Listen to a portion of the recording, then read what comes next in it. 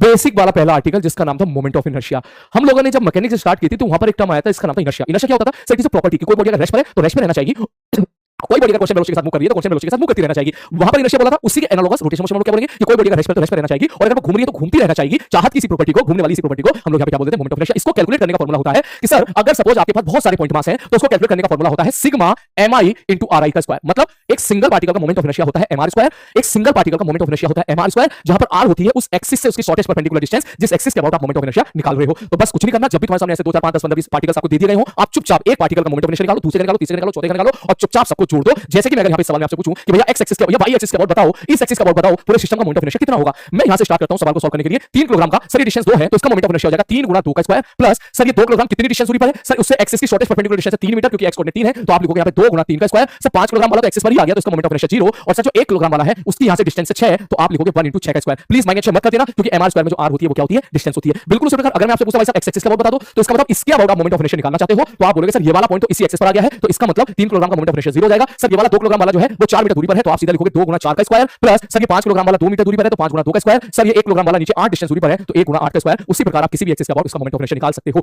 ये हो गया आपका पार्टिकल का एंगुलर मोमेंटम, जो इसमें सवाल बहुत ही कम पूछे जाते हैं, बहुत रेयरली सवाल पूछे जाते हैं, क्योंकि इतने सिंपल सवाल तो कोई नहीं पूछेगा भैया, ठीक। लेकिन यहां पर एक्सटेंडेड बॉडी के सवाल पूछे जाते हैं। जैसे कि मैं आपसे पूछूं कि भाई अगर ये रॉड है, रॉड का मोमेंट ऑफ इनर्शिया इस एक्सिस के अबाउट बताओ। पहले आपको एक्सिस की फील आना बहुत जरूरी है। आप ये समझो ये रॉड है, इस रॉड को मैं इसके अबाउट नचा दूं, इसके अबाउट ऐसे, ठीक, इस एक्सिस के अबाउट में इसको ऐसे नचा दूं, ऐसे ये एक्सिस बिल्कुल ऐसे रखूं इस प्रकार से, ऐसे अगर मैं इसको घुमा दूं तो इसका मोमेंट ऑफ इनर्शिया अगर आपसे पूछा जाए तो आप बोलोगे सर जी देखो क्योंकि एक्सटेंडेड बॉडी है, आई होप आप सब लोगों को इसका रिजल्ट भी मालूम होगा, इसका जो रिजल्ट होता है वो होता है ml/3।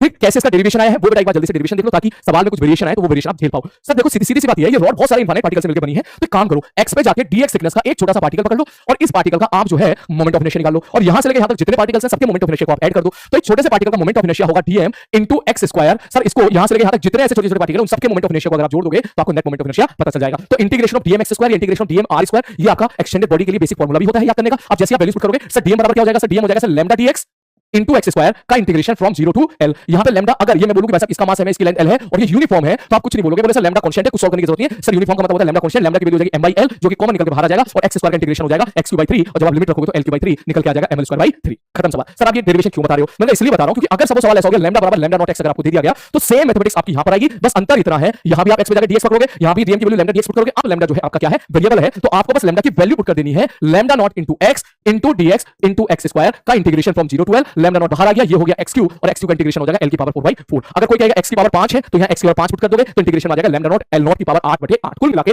Basic simple formula base सवाल है। आई होप ये सवाल आप यहां पे कर सकते हो। उसके बाद कुछ बॉडीज में ऐसे भी सवाल पूछा जाता है, ध्यान से देखो। हमने पूछा यहां पर कि सर इसके बाद मोमेंट ऑफ इनर्शिया कितना होगा? आपने बोला ml/3 होगा, सॉल्व कर लिया, ये आपको याद भी होना चाहिए। तो मैं इसको यहां पे लिख देता हूं। सर इसके बाद मोमेंट ऑफ इनर्शिया हमने देखा ml/3 होगा। अगर आप ये जो सेंटर ऑफ मास है इससे पास होने वाली एक्सिस का मोमेंट ऑफ इनर्शिया निकालोगे तो उसी प्रकार सॉल्व करके आंसर आता है ml/12 और अगर आप इस एक्सिस का निकालोगे तो इसका मोमेंट ऑफ इनर्शिया आ जाएगा 0, क्योंकि इसमें सारा का सारा मास जो है एक्सिस पर आ गया है तो सबका जब तू integration of dm r square करेगा r की वैल्यू 0 है तो इसलिए वहां पर मोमेंट ऑफ इनर्शिया मेरे भाई क्या बन जाएगा? सबका 0 बन जाएगा। नेक्स्ट उसके बाद कभी-कभी ऐसा भी हो सकता है कि आपसे किसी एंगल पर पूछ ले, इन दैट केस ये रिजल्ट आपको याद होना चाहिए। इसके बाद अगर मोमेंट ऑफ इनर्शिया निकालते हो तो ये निकल के आ जाता है ml² sin स्क्वायर थीटा/t। सवाल को सॉल्व करने के बहुत सारे तरीके हैं, अगर आपको फंडामेंटली जाना है आप x पे जाकर dx पकड़ो और उसको यहां से इंटीग्रेट कर दीजिएगा, सॉल्व करके आपका आंसर निकल के आ जाएगा। फिर हम लोग अलग-अलग बॉडी का मोमेंट ऑफ इनर्शिया पढ़ते हैं। जैसे कि सबसे पहले हम लोगों ने पढ़ा था कि भाई डिस्क का क्या होता है, दो बात करते हैं। यहां पे सबसे पहले हम लोगों ने पढ़ा था रिंग का मोमेंट ऑफ इनर्शिया क्या होता है, क्योंकि रिंग में क्या होता है सारा का सारा मास एक्सिस से 8 डिस्टेंस दूरी पर है तो आप इसको ऐसे याद रख सकते हो, ऐसे याद रख सकते हो कि अगर मास अगर एक्सिस से 8 डिस्टेंस दूरी पर है तो मोमेंट ऑफ इनर्शिया कितना हो जाएगा? mr²। ऐसे समझ ये एक्सिस है पॉइंट मास मैंने 8 डिस्टेंस दूरी पर रख दिया तो मोमेंट ऑफ इनर्शिया कितना हो जाएगा? mr²। उसी प्रकार से आंख बंद करके सोच, सर रिंग जो है, रिंग मेरे पास यहां पे बना हुआ है, मान के चलिए रिंग है, सर ये हो गया हमारी एक्सिस, इसमें रिंग में ये मास नहीं है, केवल इतना हमारे पास मास है जो मटेरियल है तो सारा का सारा मास 8 डिस्टेंस दूरी पर है, इसका मतलब इसका जो मोमेंट ऑफ इनर्शिया हो जाएगा वो कितना हो जाएगा मेरे भाई? mr² हो जाएगा। नेक्स्ट सर यहां पर जो है चाहे रिंग यूनिफॉर्म हो तो भी mr², नॉन यूनिफॉर्म होगा तो भी mr²। क्यों सर? क्योंकि सर नॉन यूनिफॉर्म हो तो भी तो सारा का सारा मास जो है वो 8 डिस्टेंस दूरी पर होगा।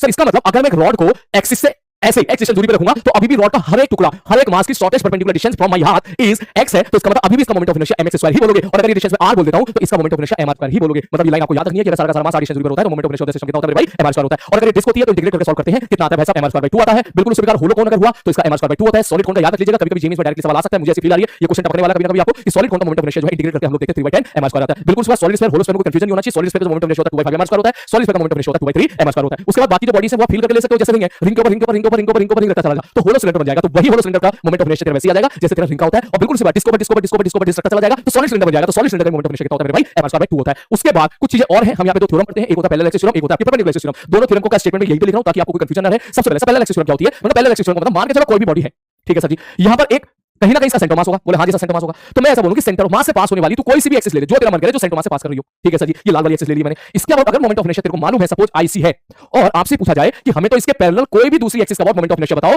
जो कि इससे डी डिस्टेंस दूरी पर हो, तो यहां पर स्टेटमेंट आता है कि सर इसके अबाउट मोमेंट ऑफ इनर्शिया बराबर आई बराबर आईसी प्लस एमडी स्क्वायर, जहां पर आईसी होता है सेंटर ऑफ मास के about moment of inertia, M होता है टोटल मास जिसके लिए आप ये थ्योरम लगा रहे हो, और डी होता है दोनों एक्सिस के बीच की शॉर्टेस्ट परपेंडिकुलर डिस्टेंस। खत्म कहानी। जैसे कि मैं अगर यहां पे थोड़ी सी फील दिलाने की कोशिश करूं, सर कैसे मतलब कैसे अप्लाई करेंगे, मैं देखिए डिस्क का इसके अबाउट मोमेंट ऑफ इनर्शिया कितना होता है, mr स्क्वायर बाय 2। मैं तुमसे पूछने लगूं कि भाई मुझे इस ए पॉइंट के अबाउट मोमेंट, इस ए पॉइंट के अबाउट मोमेंट ऑफ इनर्शिया बता दो, अगर ये इसके अबाउट घूमेगी तो आप क्या लिखोगे, सर ये वाली एक्सिस, दूसरा पेन कहां गया, ये रहा ये रहा ये रहा ये रहा ये रहा ये रहा। अगर मैं पेन ले लूं सर ये वाली एक्सिस और ये वाली दोनों एक्सिस पैरेलल में, तो यहां से यहां ये दोनों पैरेलल है, यहां पर यहां से पैरेलल एक्सिस लगा सकता हूं, तो आप लिखोगे सर आई अबाउट ए बराबर आईसी जो कि हो जाएगा mr square by 2 plus mr square. अगर मैंने बोला है इसको डिस्क, इस प्रकार हम लोग पैरेलल एक्सिस लगाते हैं। यहां इस बात का विशेष ध्यान दें कि IC the centre of mass के अबाउट मोमेंट ऑफ इनर्शिया है। जो बच्चे यहां पर जो है निब्बा निब्बी बैच के और जो बेशरम बैच के होंगे वो समझ होंगे कि मैंने बहुत सवाल यहां उनसे गलत करवाए हैं, तो एक बार क्लास नोट्स पे जाके वो सवाल जरूर रिवाइज कर लें और लेक्चर नंबर 11 समझ होंगे मैं क्या कहना चाह रहा हूं। ठीक, तो उसके बाद यहां से सर यहां हम लोग कूदते हैं, कूदते मतलब याद रखना कूदा फादी हमको सेंटर ऑफ मास से ही करना है, आईसी प्लस एमडी स्क्वायर, जहां डी हो जाएगी दोनों एक्सिस के बीच का शॉर्टेस्ट परपेंडिकुलर डिस्टेंस। अगर मैं कहता भाई साहब इसके अबाउट मोमेंट ऑफ इनर्शिया बता दो, तो तुम बोलते सर इसके अबाउट अगर आईसी है तो यहां से ये भी तो आर डिस्टेंस दूरी पर है, तो इनके हर पॉइंट के अबाउट मोमेंट ऑफ इनर्शिया क्या आने वाला है, सेम आने वाला है। मैं इसकी फील्ड दिला देता हूं, मान के चलिए डिस्क है mr स्क्वायर बाय 2, कितना mr स्क्वायर बाय 2, इसका कितना हो जाएगा भाई साहब mr स्क्वायर बाय 2। लेकिन अगर मैं सपोज यहां पेन देके इसको ऐसे छोड़ दूं, ऐसे ना दूं, ऐसे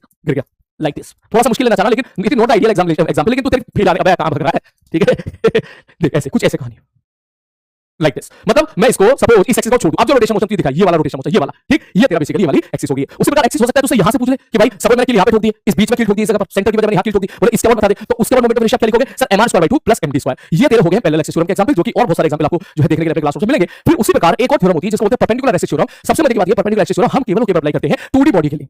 किसके लिए अप्लाई करते हैं, प्लेनर बॉडी के लिए, 2D बॉडी के लिए। इस थ्योरम के हिसाब से अगर मैं बोलूं कि बॉडी के प्लेन में एक सपोज सफेद वाली एक्सिस है और एक दूसरी सपोज कोई लाल वाली एक्सिस है, ये मैंने लाल वाली एक्सिस बना दी है, बस दोनों एक्सिस के बीच में कंडीशन क्या है सर, ये दोनों एक्सिस एक दूसरे के परपेंडिकुलर होनी चाहिए। इसके about moment of inertia suppose I1 है, इसके about moment of inertia suppose I2 है, दोनों एक्सिस एक दूसरे के परपेंडिकुलर होनी चाहिए और इसी प्लेन में होनी चाहिए, दोनों की दोनों इसी प्लेन में होनी चाहिए। तो तीसरी एक्सिस जो कि इनके पॉइंट ऑफ इंटरसेक्शन से पास करे और इस प्लेन के परपेंडिकुलर हो, तो उस एक्सिस के अबाउट मोमेंट ऑफ इनर्शिया अगर I3 है, that will be equal to I1 plus I2। तो अगर मैं इसको IX लिख दूं, इसको IY लिख दूं, इसको IZ लिख दूं, तो आप सीधा बोलोगे कि सर IX प्लस IY बराबर IZ। ये होती है परपेंडिकुलर एक्सिस थ्योरम। इसमें ध्यान रखिएगा कि यहां पर प्लेनर बॉडी के लिए ही आप लगा सकते हो और ये सेंटर मास हो या ना हो ऐसा कोई भी जरूरी नहीं है। इसमें बस कुछ सवाल देख लेते हैं छोटे से, जैसे कि रिवीजन के पॉइंट ऑफ व्यू से सबसे बड़ा सवाल तो यही है, मान लो ये डिस्क है, मैं आपसे पूछूं भैया इसके अबाउट मोमेंट ऑफ इनर्शिया बता दे कितना होगा, तो आप बोलोगे सर I अबाउट O। यहां पर सर ये तो हमने अभी अच्छे से रटा था, सर I अबाउट O हमारा हो जाएगा कितना mr स्क्वायर बाय 2।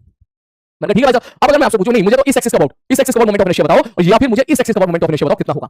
ठीक, तो अगर मैं ऐसा बोलूं कि इस एक्सिस का about moment of inertia suppose I है, तो ड्यू टू सिमेट्री मैं बोल सकता हूं कि इस एक्सिस का अबाउट भी मोमेंट ऑफ इनर्शिया क्या हो जाएगा मेरे भाई I हो जाएगा। तो यहां से आप लिख सकते हो सर IX प्लस I बराबर IZ या I1 प्लस I2 बराबर IZ, that means I1 plus I2 बराबर IZ, और IZ कितना mr स्क्वायर बाय 2, तो इसका मोमेंट ऑफ इनर्शिया कितना निकल के आ जाएगा mr स्क्वायर बाय 4। अगर ये डिस्क है तो mr स्क्वायर बाय 4 आ जाएगा, अगर ये रिंग होता तो mr स्क्वायर बाय 2 आ जाता, क्योंकि रिंग वाले केस में ये वाली वैल्यू mr स्क्वायर हो जाती है। मैं एक बार इसको नचा के दिखा देता हूं। देख अगर मैं ऐसा बोलूं ये डिस्क है, moment of inertia mr square by 2, अगर मैं इसको ऐसे नचा दूं mr स्क्वायर बाय 4, अगर मैं इसको ऐसे नचा दूं mr स्क्वायर बाय 4, ये इसके पीछे का खेल है। ठीक, तो आई होप तुझे अच्छी समझ आई होगी। उसी प्रकार रॉड के लिए देख ले, रॉड को मैंने इसका अबाउट ऐसे नचा दिया ml स्क्वायर बाय 3, ठीक है, सेंटर के अबाउट ml स्क्वायर बाय 12। मैंने जब बोला सर इसके अबाउट बता, देख इसके अबाउट बता, इसके अबाउट ये अब बता, मतलब मैंने केस यहां पर ये मान लिया कि भाई ये जो रॉड मैंने ली है, मैंने बोला भाई कील यहां पे ठोक दी, ये रॉड थोड़ी बड़ी है, छोटी रॉड कर लेता हूं, मैंने बोला ये रॉड है, कील मैंने यहां पे छोड़ दी, अब इसके अबाउट बता मोमेंट ऑफ इनर्शिया कितना होगा।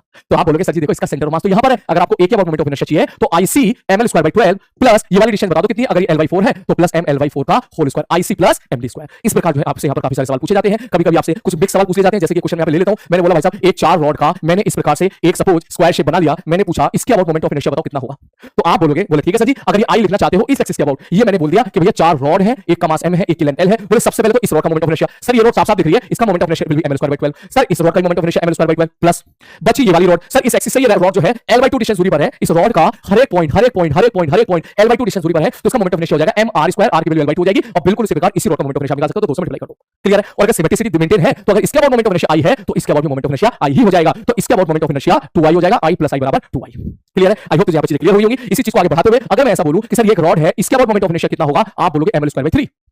अगर मैंने रॉड के नीचे रॉड रख दी और ये लैमिना बना दिया जहां पर ये लेंथ l है, तो इसके अबाउट मोमेंट ऑफ इनर्शिया कितना होता है ml स्क्वायर बाय 3 होता है, सेम रेक्टेंगुलर लैमिना। अगर मैं बोलूं कि सर ये डिस्टेंस सपोज b है, बताओ इस एक्सिस के अबाउट मोमेंट ऑफ इनर्शिया कितना होगा, मतलब ये रॉड हो गई, ये लेंथ b हो गई और एक्सिस ये हो गई। एक्सिस ये होने का मतलब देखो इसको ऐसे घुमा रहा हूं, ऐसे देख ऐसे ऐसे ऐसे ऐसे ऐसे ये ऐसे है, मैं इसको ऐसे घुमा रहा हूं कैसे, लाइक दिस, ठीक, तो ये इसकी एक्सिस हो गई है। तो इन दैट केस आप सीधा बोलोगे सर है तो 1n के अबाउट ही ना, तो mb स्क्वायर बाय क्या हो जाएगा भाई साहब, यहां पर mb स्क्वायर बाय 3 हो जाएगा। मैं रॉड के बगल में रॉड रखता चला जाऊं, एक लैमिना बन जाएगा, तो इसका भी मोमेंट ऑफ इनर्शिया इसके अबाउट कितना हो जाएगा mb square by 2 mb square by 3 हो जाएगा, जहां m is the total mass of the lamina. कह रहा बहुत तेज पढ़ा रहे हो मास्टर, बेटा रिवीजन तो ऐसे ही होता है, ठीक है। आगे बताओ, तो इसमें अगर मैं आपसे पूछूं उसी प्रकार, बोले सर ये चीज तो समझ में आ गई, आप ये बताओ सर इसके अबाउट मोमेंट ऑफ इनर्शिया कितना हो जाएगा, मैंने कहा उसी प्रकार mb स्क्वायर बाय 12 हो जाएगा। बोले ठीक है सर, उसी प्रकार यहां पूछूं इसके अबाउट ml स्क्वायर बाय 12, इसके अबाउट अगर मैं पूछूंगा mb स्क्वायर बाई 12, सारे रिवीजन कराता हूं तेरे, और इसके अबाउट अगर मैं तुझसे पूछूंगा तो ये हो जाएगा mb स्क्वायर बाई 3। और अगर मैंने पूछा कि भैया इसके अबाउट बता दो ऐसे ऐसे ऐसे ऐसे, तो आप बोलोगे इसके about sir ix plus i by, मतलब अगर मैं iz लिखूंगा तो आप सीधा लिखोगे sir ml square by 12 plus mb square by 12। ये मैंने कौन सी थ्योरम लगा दी? परपेंडिकुलर थ्योरम मैंने यहां पे आपकी लगा दी है। This is the whole game. और अगर मैं l बराबर b पुट